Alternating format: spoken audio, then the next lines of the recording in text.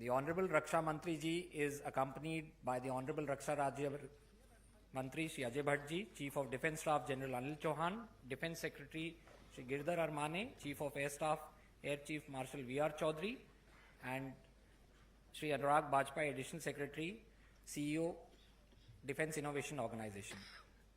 Today, Honorable Raksha Mantri ji's gracious presence here today is a great encouragement to all of us, especially to the entrepreneurs and young innovators who are the flag bearers of Mission Atmanirbharta in Defence. May I request the IDEX officials to please welcome the Honorable Raksha Mantri ji and distinguished dignitaries on dais with DEF Connect 2024 with a sizable audience physically and virtually of 1+ lakh individuals joined today. May I request Shri Anurag Bajpai, Additional Secretary and CEO, Defence Innovation Organization, to convey the welcome address.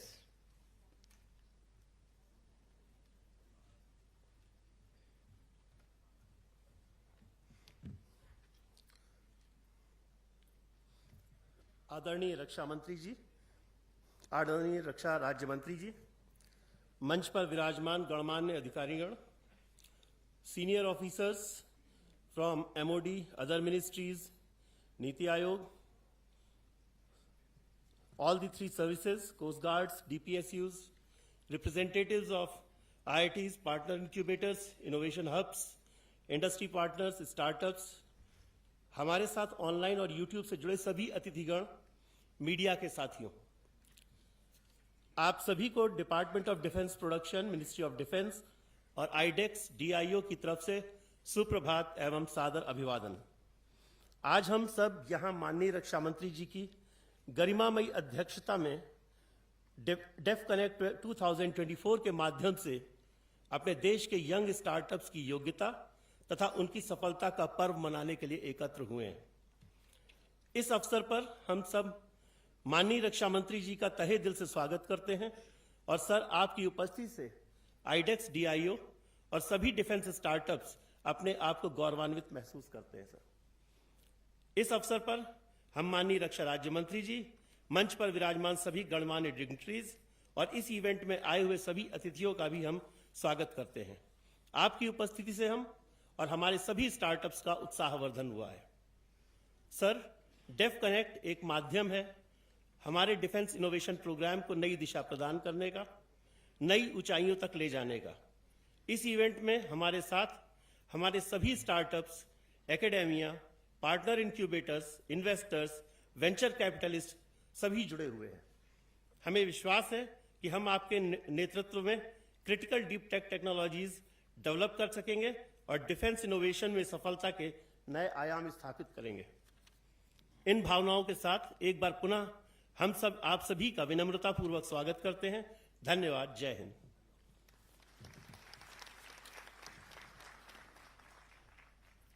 Thank you sir. भारतीय संस्कृति के अनुसार दीप प्रज्वलित करना ज्ञान, रोशनी और नई शुरुआत का प्रतीक है। इस सोच के साथ मैं माननीय रक्षा मंत्री जी से निवेदन करता हूं कि वे दीप प्रज्वलित कर इस कार्यक्रम का शुभारंभ करें। May I also invite the dignitaries on the dais to join. Honorable Prime Minister of an Atmanirbhar Bharat, the aerospace and defense sector necessitates an ecosystem of innovation and deep tech technologies. Guided by the Honorable Raksha Mantri ji, the Ministry of Defense has drafted the Aditi scheme that exhibits unflinching confidence in the innovators of Bharat and holds the promise to bolster Bharat's ambition for a sustained aerospace and defense innovation ecosystem on a much larger canvas. Aditi stands for Acing Development of Innovative Technologies with IDEX. May I request the Honorable Raksha Mantri ji to please launch the Aditi scheme.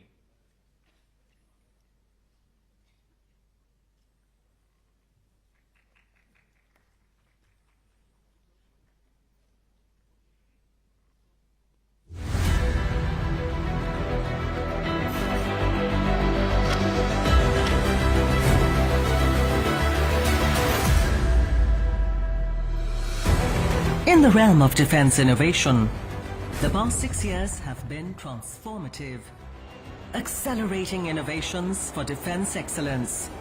IDEX has engaged with over 400 innovators to develop cutting-edge defense technologies, fostering collaborations amongst innovators, academia, incubators, and the Indian Armed Forces.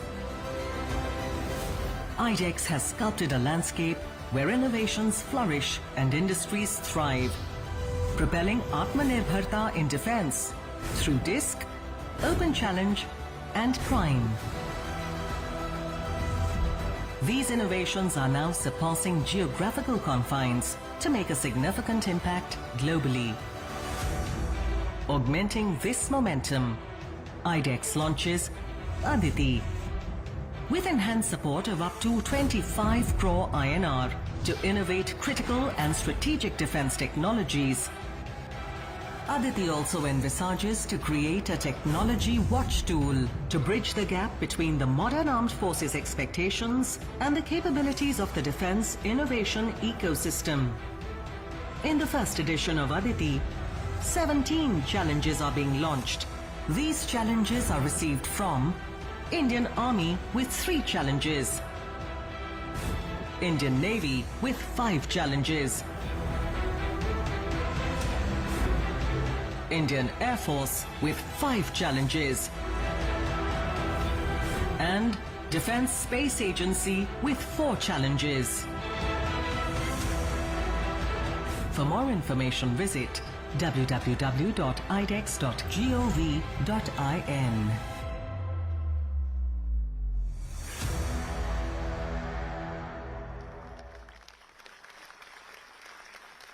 With this launch, the scheme is live real-time and can be accessed from anywhere, including the smart devices with you here, which I request you not to use during the course of this program. IDEX has been steadfast in its support for India's youth through diverse internship opportunities such as I4D, Innovate for Defense, and IDEAL. These programs offer valuable exposure to the young students of defense technologies, project management, fund management and government operations. May I request the Honorable Raksha Mantri Ji to inaugurate IDEX's latest internship endeavor, the IDEX Rolling Internship.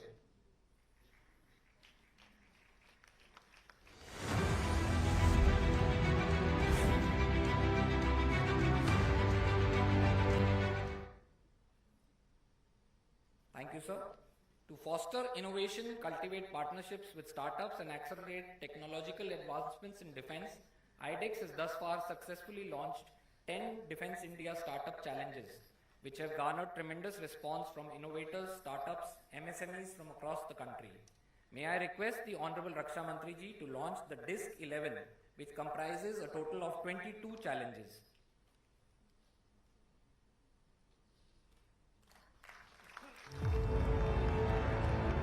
In a world driven by innovation and technological advancements, the defense sector stands at the forefront of progress. IDEX, India's premier platform for fostering innovation in defense. After the resounding success of 10 groundbreaking editions of DISC, IDEX proudly announces the launch of DISC 11 with 22 challenges. These challenges are received from Indian Army with 4 challenges, Indian Navy with 5 challenges, Indian Air Force with 5 challenges, AVNL with 7 challenges,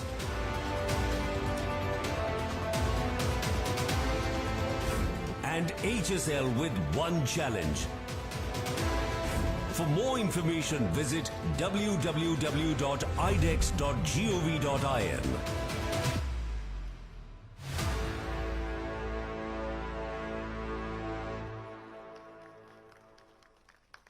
IDEX Investor Hub member Speciale Invest has invested more than rupees 25 crores into the IDEX portfolio to strengthen and promote the investment in the defense innovation ecosystem. May I request the Honorable Raksha Mantri Ji to present a memento to Shri Vishesh Rajaram, Managing Partner, Speciale Invest.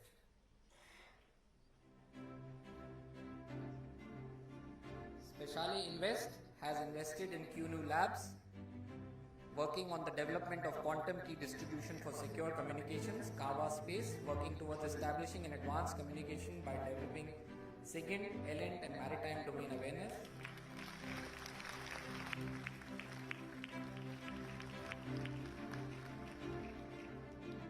Inspacity and Galaxy Space. IDEX is delighted to announce that 5 new investment agencies have been onboarded under IDEX Investor Hub umbrella. Samarthya Investment Advisors LLP, Mount Tech Growth Fund, Idea Spring Capital Advisors LLP, Artha 99 AIF Investment Advisors LLP and O2 Angel Network LLP. These partnerships have now taken the pledge fund corpus from rupees 200 crores to more than 400 crores.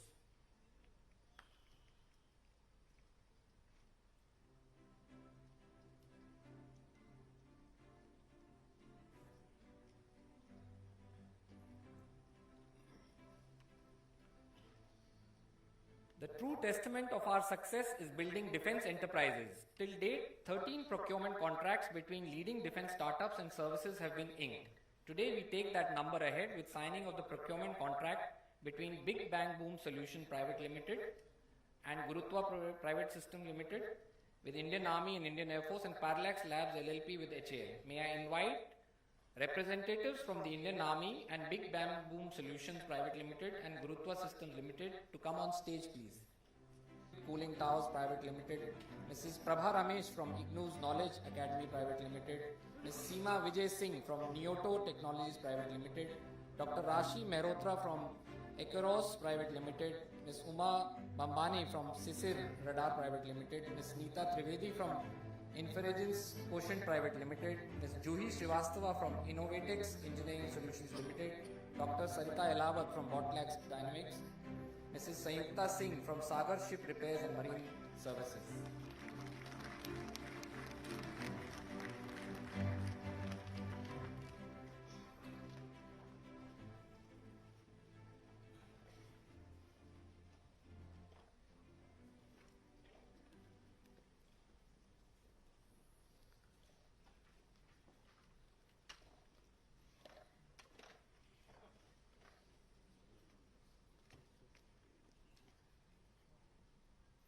The disruptive and innovative solutions provided by the IDEX winners are redefining the landscape of defense products solutions.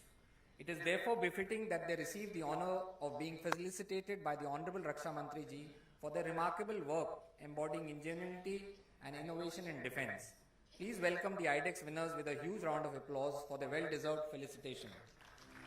Azel International Technologies for website defacement detection and mobile app scanner.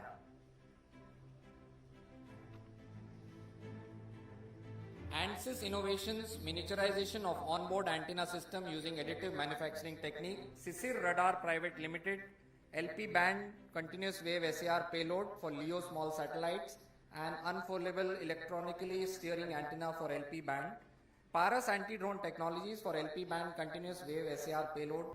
Ladies and gentlemen, the moment that we have all been eagerly waiting for.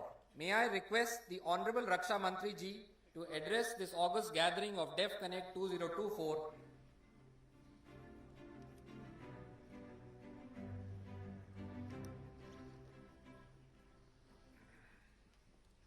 Defense production, senior officials, online medium से जुड़े हमारे सभी साथीगण, leaders of industry, academia, young entrepreneurs and innovators, मेरे media के मित्रों, देवियों व सज्जनों, यहां पर मैं देख रहा हूं कि मेरे सामने आर्म फोर्सेज ऑफिसर्स एक साथ बैठे हैं, सिविलियन ऑफिसर्स एक साथ बैठे हैं और हमारे यंग इनोवेटर्स ये सबसे पीछे बैठे हैं। ये ओल्ड फैशन्ड है ऐसा मैं मानता हूं। ये बैठने की व्यवस्था कन्वेंशन के अनुसार ठीक है, परंतु न्यू थिंकिंग, इनोवेशन और कोलैबोरेशन को प्रमोट करने वाली मैं समझता हूं जितनी स्मूथ होनी चाहिए उतनी स्मूथ नहीं है। सभी ग्रुप्स की नॉन हायरार्किकल मिक्सिंग और फ्री इंटरेक्शन से ही इनोवेशन की बात स्वाभाविक रूप से आगे बढ़ेगी। और न्यू इंडिया के लिए नए तौर तरीके से आप सभी मेरी बात से सहमत होंगे कि हम लोगों को मिलजुल कर ही काम करना होगा। और आज इस अवसर पर सर्वप्रथम मैं रक्षा मंत्रालय के डिपार्टमेंट ऑफ डिफेंस प्रोडक्शन को डेफ कनेक्ट 2024 जैसे महत्वपूर्ण कार्यक्रम के आयोजन के लिए बधाई देता हूं। और मुझे आप सब ने इस कार्यक्रम में आमंत्रित किया, इसलिए मैं उसके लिए आप सबको मैं धन्यवाद देता हूं। और आप सभी dignitaries, young entrepreneurs, innovators, scientist और इंजीनियर्स के बीच आकर मुझे बेहद खुशी हो रही है। आज का यह कार्यक्रम मैं मानता हूं कि रक्षा क्षेत्र में आत्मनिर्भरता की दृष्टि से बेहद महत्वपूर्ण साबित होने वाला है, क्योंकि आज फ्यूचरिस्टिक एवं क्रिटिकल टेक्नोलॉजीज में हमारी क्षमता को और बढ़ाने के उद्देश्य से डीडीपी द्वारा अदिति स्कीम की शुरुआत हो रही है। साथियों, हमारी बातचीत के दौरान मैं इस स्कीम का जिक्र तो करूंगा ही, लेकिन उससे पहले मैं इस बात के ऊपर भी आप सभी से चर्चा करना चाहूंगा कि आखिर इस स्कीम की जरूरत क्यों पड़ी। रक्षा क्षेत्र में आत्मनिर्भरता की ओर हमारे बढ़ते कदम को सपोर्ट करने के लिए ऑलरेडी कई सारी सक्सेसफुल स्कीम्स हमारी सरकार ने चला रखी है। फिर आखिर अदिति स्कीम्स को किस उद्देश्य से लाया गया है, इसके ऊपर मैं आपसे कुछ चर्चा करना चाहूंगा। साथियों, हमारे प्रधानमंत्री मोदी जी के नेतृत्व में 2014 में जब हमारी सरकार आई तो हमने ये देखा कि भारत के डिफेंस इक्विपमेंट का एक बड़ा हिस्सा यह इंपोर्ट किया जाता है। यदि किसी देश की सुरक्षा से संबंधित साजो सामान का एक बड़ा हिस्सा इंपोर्ट हो तो क्रिटिकल सिचुएशंस में उस देश को कई सारी मुश्किलों का सामना करना पड़ सकता है। अतीत में भी ऐसा भारत के साथ हुआ है, यह हम सभी का अनुभव है। जब भारत किसी मुश्किल घड़ी में पड़ा है तो हथियारों के लिए आयात पर निर्भर रहने के कारण हमें मुसीबत का सामना भी करना पड़ा है। इसलिए सरकार में आने के साथ ही हम सभी ने इस बात पर जोर दिया है कि एक राष्ट्र के तौर पर हम आयुध आयात यानी इक्विपमेंट्स के आयात पर यानी इंपोर्ट पर निर्भर लंबे समय तक नहीं रह सकते हैं। और हमने इस ओर विचार किया कि भारत जैसा विशाल देश किसी भी इंपॉर्टेंट सेक्टर में इंपोर्ट पर एक्सक्लूसिवली डिपेंडेंट नहीं रह सकता है। यदि हम डिफेंस इक्विपमेंट और आर्म्स का सिर्फ इंपोर्ट करेंगे तो यह डिफेंस सेक्टर में हमें दूसरे देशों पर डिपेंडेंट बनाएगा और हमारी यह डिपेंडेंसी हमारी स्ट्रेटेजिक ऑटोनॉमी के लिए बहुत ही घातक सिद्ध हो सकती है। बिना सेल्फ रिलायंस के हम ग्लोबल इश्यूज पर अपने नेशनल इंटरेस्ट के अनुसार इंडिपेंडेंट पोजीशन किसी भी सूरत में नहीं ले सकते। और इसलिए हम स्ट्रेटेजिक ऑटोनॉमी तभी मेंटेन कर पाएंगे जब आर्म्स एंड इक्विपमेंट खुद हमारे देश में हमारे ही लोगों के हाथों से यह बनाया जाए। और हमने इस ओर काम भी किया है और हमें इसके सकारात्मक परिणाम भी देखने को मिले हैं। 2024 के आसपास जहां हमारा domestic defence production approximately 44,000 crore रुपये था, वहीं आज हमारा डोमेस्टिक डिफेंस प्रोडक्शन बढ़कर 1 लाख करोड़ रुपए से अधिक का हो गया है। और यह लगातार आगे बढ़ता जा रहा है। और यह परिवर्तन अपने आप नहीं हुआ है, इसके लिए कॉन्शियस एफर्ट्स हुए हैं। और इसके लिए मैं विशेष रूप से अपने डिफेंस सेक्रेटरी, उनकी सारी टीम और अन्य सारे ऑफिशियल्स को इसके लिए मैं बधाई देना चाहता हूं। निश्चित रूप से यह बहुत ही टफ डिसीजन लिए गए हैं और स्टार्टअप्स को डिसरप्ट भी किया गया है। सरकार ने डिफेंस कैपिटल प्रोक्योरमेंट करने के लिए रक्षा बजट का 75% डोमेस्टिक कंपनीज से प्रोक्योरमेंट के लिए रिजर्व किया है। यह डोमेस्टिक कंपनीज को प्रमोट करने की दिशा में हमारा एक बहुत ही महत्वपूर्ण प्रयास है। जब हम इंडिजनाइजेशन की ओर आगे बढ़ रहे थे तो हमें यह बात रियलाइज हुई कि इंडिजनाइजेशन की इस यात्रा में जो सबसे महत्वपूर्ण बात है वह है state of the art defence technology पर अपनी पकड़ हासिल करना। क्योंकि जैसे जैसे समय बदल रहा है वैसे वैसे cutting edge technology defence sector में स्वाभाविक रूप से आ रही है और वारफेयर में टेक्नोलॉजी का महत्व भी ये बढ़ रहा है। अब टेक्नोलॉजी में महारत हासिल करने के लिए आप देखिए तो ब्रॉडली दो तरीके होते हैं।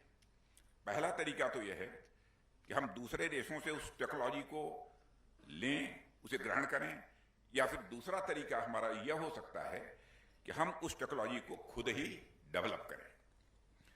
हम दोनों ही तरीकों पर काम कर रहे हैं। ऑफसेट के अंतर्गत एफडीआई के माध्यम से ट्रांसफर ऑफ टेक्नोलॉजी के रूप में और लाइसेंसिंग के अंतर्गत कई देशों से हम टेक्नोलॉजी हासिल कर रहे हैं। लेकिन जब हम दूसरे देशों से टेक्नोलॉजी को एक्वायर करते हैं तो उसके साथ एक समस्या यह आती है कि दूसरे देश हमें उनकी बेस्ट टेक्नोलॉजी नहीं देते हैं। बेस्ट टेक्नोलॉजी देने से वो बचते हैं। आप खुद ही सोचिए, यदि आपके पास कोई देश टेक्नोलॉजी लेने आएगा तो क्या आप उसे अपनी बेस्ट टेक्नोलॉजी देंगे?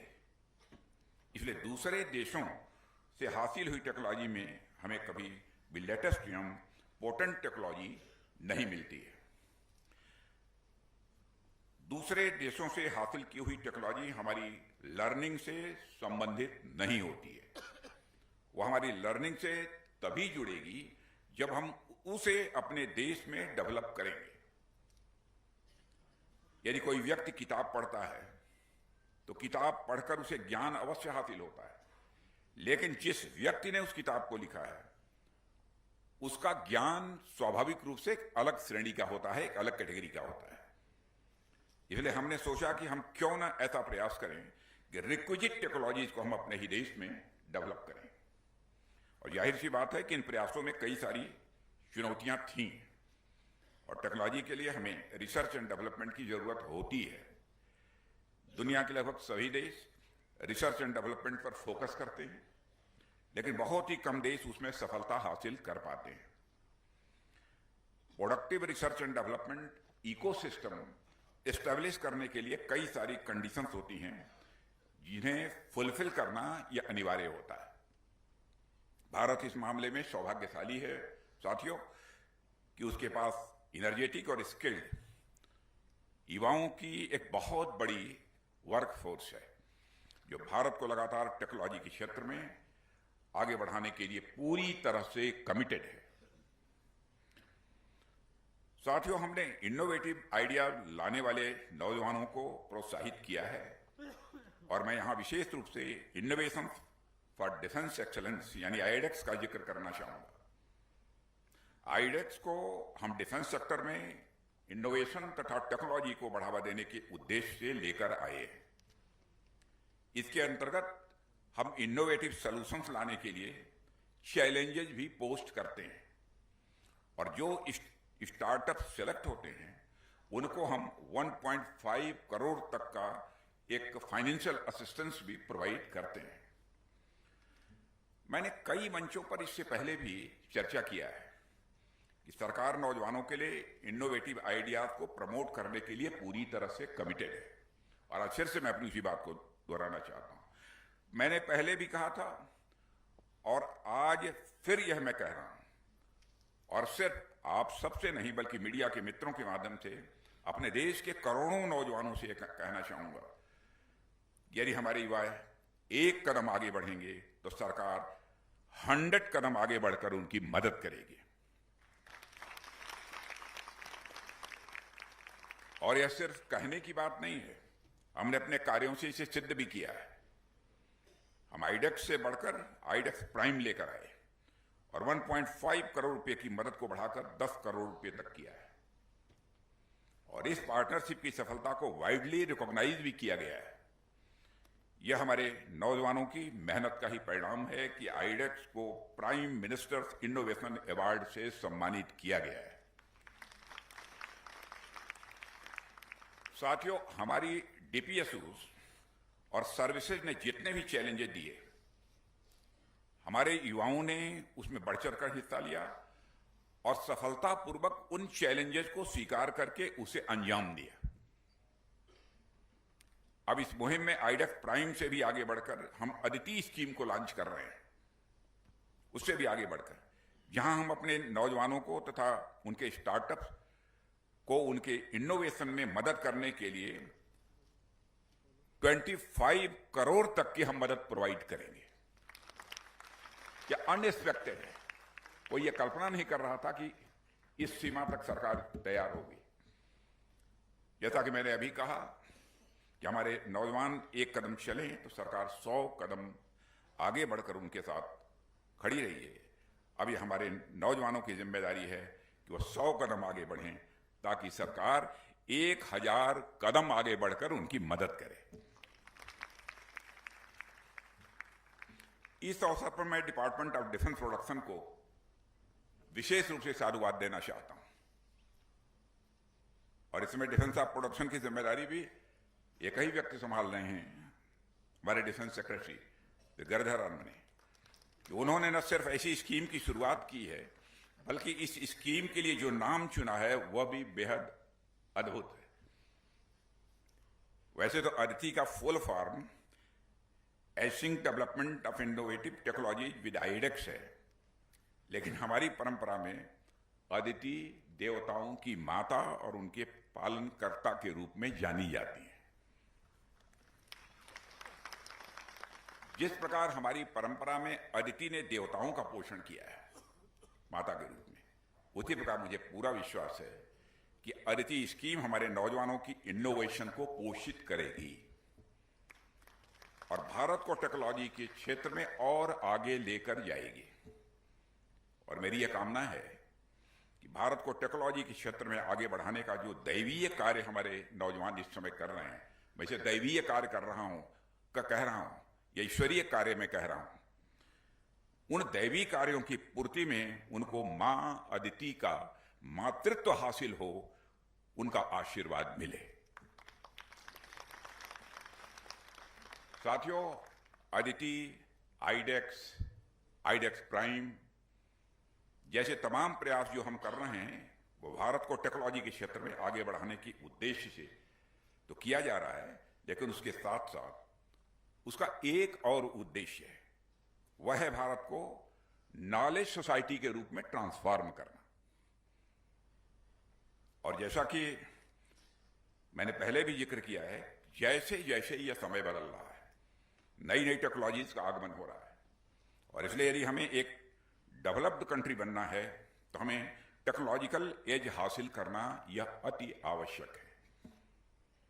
हमें अपने देश को एक नॉलेज सोसाइटी के रूप में ट्रांसफॉर्म करना होगा, और ऐसे ट्रांसफॉर्मेशन में गवर्नमेंट की एक बहुत बड़ी महत्वपूर्ण भूमिका होती है। साथियों, हमेशा से हम ये देखते आए हैं, चाहे वो एग्रीकल्चरल डेवलपमेंट हो या इंडस्ट्रियल डेवलपमेंट हो या सर्विस सेक्टर की ग्रोथ हो, उसमें स्टेट के इंटरवेंशन का बहुत बड़ा महत्व होता है।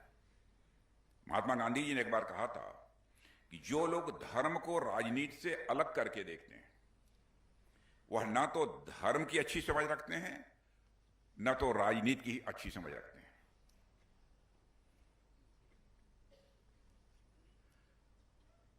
अब लंबा समय लगेगा नहीं तो मैं इसको और क्लैरिफाई कर सकता हूं। राजनीति, यह दो शब्दों को, मैं थोड़ा सा हट रहा हूं, यहां से डेविएट कर रहा हूं अपने को। राजनीति, यह दो शब्दों को मिलाकर बना हुआ है, राज और नीति। यह नीति संस्कृत के नए धातु से बना हुआ है, जिसका अर्थ होता है ले जाना, कैरी आउट। वह राज, वह पॉलिटिकल सिस्टम जो समाज को सन्मार्ग की ओर ले जाने का काम करे, वही राजनीति है। अब विडंबना है कि कुछ ऐसा रहा कि राजनीति शब्द पहले अपना अर्थ भी खो चुका था, अपना भाव भी खो चुका था, और जहां नीति है वहां धर्म है। ठीक यही बात गवर्नेंस और बिजनेस पर भी लागू होती है। जो लोग ये कहते हैं कि स्टेट को कॉमर्स या बिजनेस से दूर रहना चाहिए। वह ना तो गवर्नेंस की अच्छी समझ को समझते हैं और ना ही कॉमर्स या बिजनेस को। यह बात सही है कि बिजनेस, कॉमर्स या इकोनॉमी में जो प्राइवेट इनिशिएटिव्स है, जो प्रॉफिट मोटिव है, जो प्राइस सिग्नल्स हैं तथा प्राइस सिग्नल्स के अनुसार फॉर्म लेवल पर जो रिसोर्स एलोकेशन किया जाता है, जो बिजनेस डिसीजंस लिए जाते हैं, वह प्राइवेट सेक्टर द्वारा ही लिए जाने चाहिए। यह निर्णय गवर्नमेंट के द्वारा नहीं लिए जाने चाहिए, तभी इकोनॉमी की प्रोडक्टिविटी या एफिशिएंसी बढ़ती है। लेकिन प्राइवेट सेक्टर को फ्लोरिश करने के लिए एक प्लेटफॉर्म चाहिए होता है। उस प्लेटफॉर्म को प्रोवाइड करने की कई सारी रिक्वायरमेंट्स भी होती हैं, जैसे law and order, healthy and skilled workforce, rule of law, research and development ecosystem. In requirements को समाज और सरकार मिलकर प्रोवाइड करते हैं ताकि प्राइवेट सेक्टर आगे बढ़ सके और इकोनॉमी की प्रोडक्टिविटी और कैपेसिटी को बूस्ट कर सके। साथियों, जैसे आप ग्रीन रिवॉल्यूशन का आप उदाहरण देख लीजिए। हमारे यहां लगभग पूरा एग्रीकल्चर सेक्टर प्राइवेट सेक्टर पर बेस्ड है, जहां इंडिविजुअल फार्मर्स लैंड होल्डर्स हैं। लेकिन जब उन फार्मर्स के लिए हाई यील्डिंग सीड्स, इरिगेशन और फर्टिलाइजर आदि की व्यवस्था सरकार ने की, तब जाकर ग्रीन रिवॉल्यूशन यह सक्सेसफुल हो पाया। और वर्तमान समय में यदि आप मैन्युफैक्चरिंग सेक्टर को देखें तो प्रोडक्शन लिंक्ड इंसेंटिव यानी पीएलआई के माध्यम से सरकार मैन्युफैक्चरिंग सेक्टर को लगातार मदद दे रही है ताकि मैन्युफैक्चरिंग सेक्टर में एक मजबूती आए, मैन्युफैक्चरिंग सेक्टर को ताकत मिले। सर्विस सेक्टर में भी यदि आप देखें तो software, medical, tourism, financial sector आज में भारत आज यदि अग्रणी है तो कई लोगों के अनुसार ऑफिस ऑफ द वर्ल्ड बनकर उभर रहा है। तो वह इसलिए हो रहा है क्योंकि सरकार ने एक एजुकेटेड वर्कफोर्स तैयार करने के लिए universities, medical and engineering college, AIIMS, IIMs, IITs massive public investment किया है। साथियों, भारत में सरकार तथा बिजनेस एंड कॉमर्स के बीच यह सामंजस्य कोई नया नहीं है, यह बहुत ही पुराने समय से यह हो रहा है। आचार्य कौटिल्य का नाम आप सब लोगों ने सुना होगा। आचार्य कौटिल्य द्वारा जो लिखित अर्थशास्त्र में यह वर्णित है कि शासक का यह कर्तव्य होता है कि किसान को कृषि क्षेत्र में आगे बढ़ने के लिए, शिल्पकार को शिल्प क्षेत्र में आगे बढ़ाने के लिए यदि मॉनेटरी सपोर्ट की आवश्यकता होती है तो वह उन्हें सपोर्ट प्रोवाइड करे। माननीय प्रधानमंत्री जी के नेतृत्व में हमारी सरकार अपने नौजवानों को, हमारे स्टार्टअप्स को और उनके इनोवेटिव आइडियाज में सपोर्ट करने के लिए वह सारे कार्य कर रही है हमारी सरकार, जो कि आवश्यक है। साथियों, एक और बात कहकर मैं अपनी बात को यहां समाप्त करूंगा। जैसा कि आप सभी को मालूम है कि हमारी सरकार डिफेंस प्रोडक्शन सेक्टर को सेल्फ रिलायंट बनाने के लिए सदैव प्रयासरत है। हम लगातार पॉजिटिव इंडिजिनाइजेशन लिस्ट जारी करते चले जा रहे हैं, जिसके तहत हम कुछ ऐसे प्लेटफॉर्म एंड इक्विपमेंट्स को आइडेंटिफाई कर रहे हैं जिनको हम भारत में ही बना सकते हैं और उनका उत्पादन कर सकते हैं। और यह एक, मैं समझता हूं कि पॉजिटिव थिंकिंग है जो हमें आत्मनिर्भरता की ओर बढ़ा रही है। लेकिन मैं डिपार्टमेंट ऑफ डिफेंस प्रोडक्शन से यह भी कहूंगा कि हमने ऑलरेडी पॉजिटिव इंडिजिनाइजेशन लिस्ट के अंतर्गत कई सारे इक्विपमेंट को अब चिन्हित कर दिया है। पर इन सब से आगे बढ़ते हुए मैं ये कहना चाहूंगा कि आने वाले 4-5 वर्षों में अब हमें एक ऐसी छोटी लिस्ट जारी करनी चाहिए जहां हम यह बताएं कि हम मात्र इन आइडेंटिफाइड प्लेटफॉर्म या और इक्विपमेंट को ही इंपोर्ट करेंगे। अब इस प्रकार की लिस्ट जारी करने की जरूरत है कि हम जो बताए कि मात्र इन जो आइडेंटिफाइड यानी चिन्हित हमारे प्लेटफॉर्म हैं या इक्विपमेंट, हम इन्हें ही इंपोर्ट करेंगे। इस प्रकार की भी एक लिस्ट जारी करने की आवश्यकता है। अब हमें इंडियनाइजेशन के क्षेत्र में इतना आगे बढ़ना है कि हम भविष्य में पॉजिटिव इंडिविजुअलाइजेशन लिस्ट नहीं बल्कि नेगेटिव इंपोर्ट लिस्ट जारी करें कि अब हम मात्र इन्हीं कुछ चीजों का इंपोर्ट करेंगे और जैसे हर नेगेटिव चीज को खत्म किया जाता है, हर नेगेटिव चीज को समाप्त किया जाता है, वैसे ही धीरे धीरे हम उस नेगेटिव इंपोर्ट लिस्ट को खत्म करने की ओर भी आगे बढ़ेंगे। साथियों, जब हमारे पास ऐसे स्किल्ड और एजुकेटेड वर्कफोर्स के रूप में नौजवानों की इतनी बड़ी संख्या हमारे पास है, तो हमें ऐसे महत्वाकांक्षी लक्ष्यों को स्वीकार करने से अथवा उनको हासिल करने में रंच मात्र भी संकोच नहीं करना चाहिए, उससे कतराना नहीं चाहिए। मेरा ऐसा मानना है। हमारे युवा भारत को रक्षा क्षेत्र में आत्मनिर्भर सेल्फ रिलायंट बनाने के लिए पूरी तरह से सशक्त हैं, मजबूत हैं और सरकार उनके साथ कदम से कदम मिलाकर आगे चल रही है। चलेंगे नहीं, आश्वासन नहीं, चल रही है इसमें। इसलिए मुझे इस बात का पूरा विश्वास है कि भविष्य में जल्द ही हमारा यह भारत रक्षा क्षेत्र में आत्मनिर्भरता के सेल्फ रिलायंस के लक्ष्य को प्राप्त करके ही रहेगा, ऐसा मेरा पक्का विश्वास है।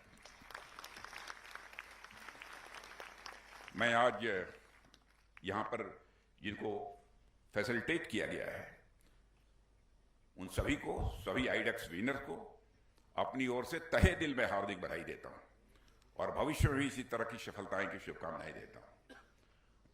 और जितने यह विनर्स थे, आईडेक्स विनर्स थे, सब आयु में मुझे छोटे हैं, लेकिन भारत की परंपरा से मैं सभी को बड़ा होने के नाते आशीर्वाद भी देता हूं। और इसी विश्वास के साथ मैं अपना निवेदन समाप्त करता हूं कि हम सभी मिलजुल कर इस राष्ट्र को शिखर तक ले जाने के लिए काम सदैव करते रहें। इन्हीं शुभकामनाओं के साथ अपना निवेदन समाप्त करता हूं।